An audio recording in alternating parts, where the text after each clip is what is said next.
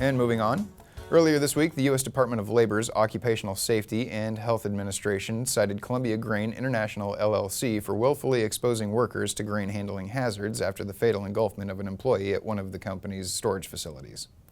Farm safety is an ever-evolving topic and should be at the forefront of any producer's mind. We recently caught up with University of Nebraska Medical Center's Yoder and got his take on the importance of farm safety and risk management.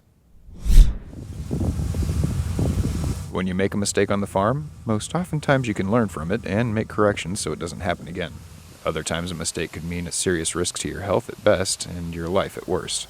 Regardless of how long you've been in the ag industry, safety training is paramount, as there are a multitude of ways for one to become injured or be put in mortal danger on the farm.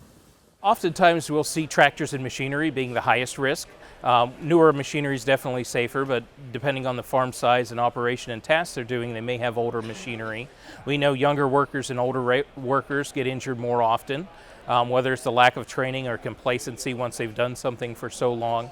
And now we're seeing a rise in ATV-related injuries, and we know this next year with the grain harvest in wet condition and being rushed with different things, that when we go out to empty out those grain bins this year, we're going to see a lot of injuries related to either dust and molds or actually entrapments when they have to go inside the bin to break things loose.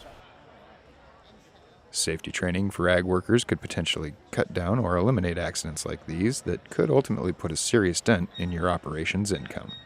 So with farm accidents, we see about 20 fatalities a year. They're the easiest ones to count. The injuries are kind of hard, but from our surveys the past few years, we've noticed about 12% of farmers are injured with a serious injury, so about 1 in 10 farmers.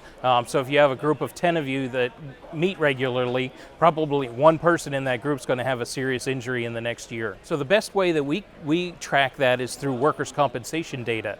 So that doesn't cover all of agricultural producers, but some of the larger ones and the ones that do have workers' compensation insurance, and they actually start getting discounts on their rates or pay less for their insurance as they show a record of less injuries on their operation or less costly injuries on their operation. When it comes to risk management in an ag operation, many tend to think of production risk management. However, according to Aaron, the two aren't mutually exclusive. Risk management should also apply to safety measures laid out in the operation's standard operating practices.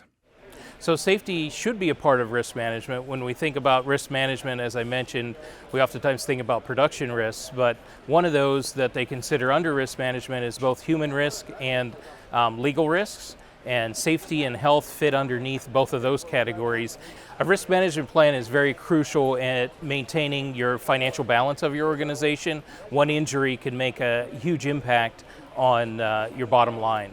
While safety training is an important aspect of risk management, it may not always be completely integrated into the culture of any given operation. But Aaron says actually formalizing your safety training into your risk management plan could make a world of difference.